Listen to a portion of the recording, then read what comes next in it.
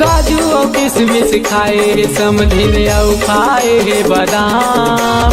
एक चक्कर माँ बीजा भाट माँ हो गयो मैं बदनाम। एक चक्कर माँ बीजा भाट माँ हो गयो मैं बदनाम। कोनो हएला चपटी कोनो रंग के पौआ कैथे रे। कोनो हएला देसी कोनो रंग के पौआ कैथे रे। ये हा झगड़ा करथे रे भारी तगड़ा करथे ना। बन चौका कैथे रे समझिन मोला जौका कैथे रे। बन चौका कैथे रे समझिन मोला जौका कैथे ना। आनी बानी के गोच गोचिया थे औका कैथे रे।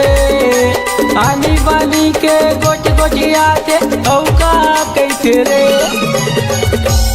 मोला सैया कैथे रे औ तू मल्ला भैया कैथे ना। बन